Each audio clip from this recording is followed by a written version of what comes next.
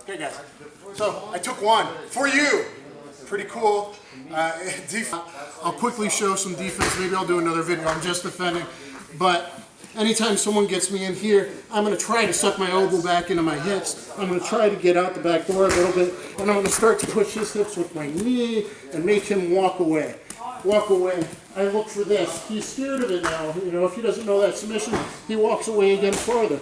As he walks again farther, I pop my hips inside and then bridge him over. And that's how I get really, really good guys. So it's combining the leg hook usually, maybe the leg over the head, and the bridge. But usually I make him walk away and then counter him with my hips underneath as a fulcrum, like a teeter-totter. Your other defenses, if his head's high on stuff, will be maybe to bridge him and then push his face, come over, leg scissor him down. Aha, my knee just popped, and then come on top. So I think that's it, guys. I'm gonna end the video now as my knee gives out. Use one arm, or if they're weak, kind of wiggle it and slide out, walk it up, grab control, break the posture. You got it, put that in there. And now I got to, hey buddy, relax, walk them out the door. And if you need to, you can always work the joints and rip it a little bit. Same thing on the ground. Now I say this a lot because a lot of times in MMA, you're still seeing guys getting these dog fights. And sometimes the guys go for a punch and boom, and that punch ends up becoming a headlock. Wow, oh shit. So you end up in this position. Well, you could use headlocks in MMA and kind of that judo wrestling type thing, but it's not a great position. It really isn't against the good guy. You know, I like the modified with that under the arm. If he was under the arm pit with an underhook, then he's safe. Now he's in a good position. But if in this headlock position, so many times it just takes people about 20 to 30 seconds to get out. Maybe they get one of these feet in here, and they go, and they go, and they go, oh, and then they go here, and then they take it back, and then they work forever to get the rear naked choke. Now, if you're sliding out, why are you not hammer locking? Anytime there is an arm around your head, if you're going to move your head out, move your body, you should be looking to take that wrist. So, yeah, I got to watch this stuff, right?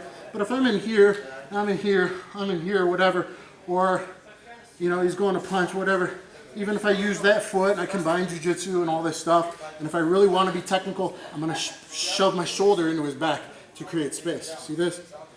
So I go here, push it down, lock it up.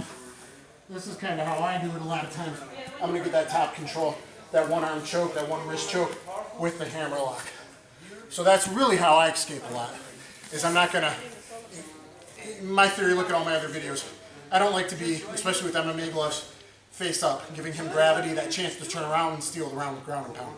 I want to be always on top, catch wrestling style, Hickson Gracie style, whatever you want to look at it as.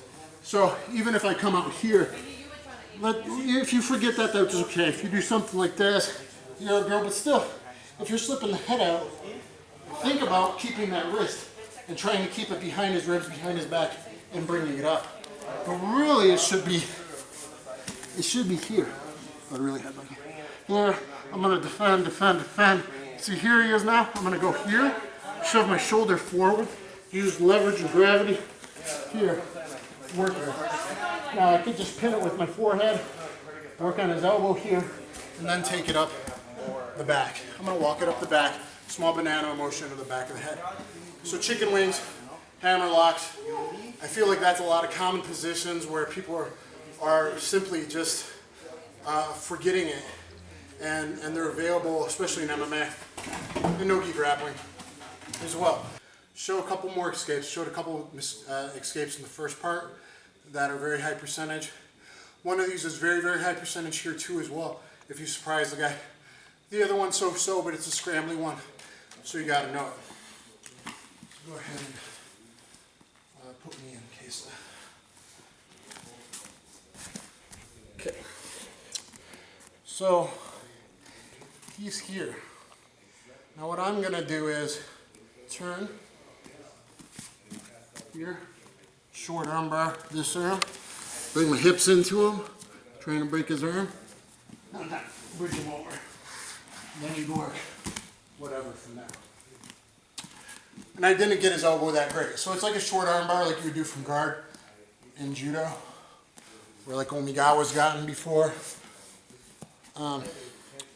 He's here, and I'm defending, whatever. I'm gonna do this here. Pull, come across his face.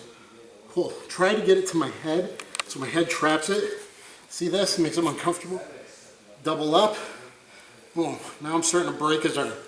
Break his arm, come down, bring my hips in, bridge him over. Push that face, be nasty. I can actually submit him here, right? Boom. Okay, hook, and armbar there if you want. So, let's do it one more time. This one I think is pretty tricky, pretty high percentage. You're trying to bridge and trying to do the other skips I showed in part 1. I might bridge into him, pull here, grab across the face. Look, I missed his arm on my head. That's okay because his center now is passed over my center. So I can still bring him in and bridge. Same thing. One more time. My leg. Here. Catch it. Okay, see what I'm doing, guys? Here. It's kind of a little bit armbar here, but more here. Boom.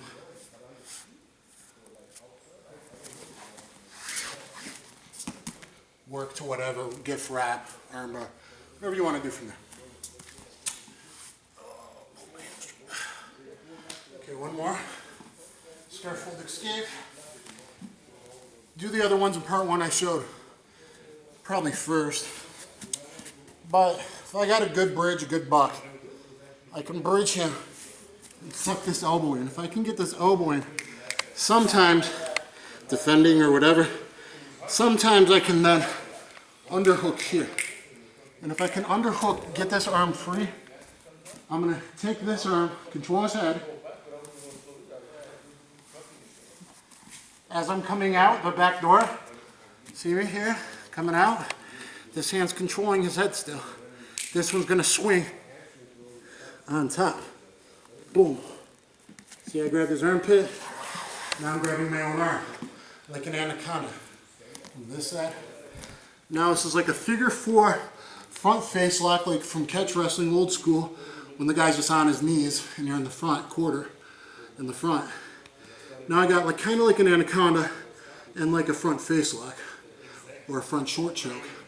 And then you would climb, hook if you can, and then compress him. Okay? What's important is you made a scramble. Maybe you just get back out. If the choke's not there, that's fine.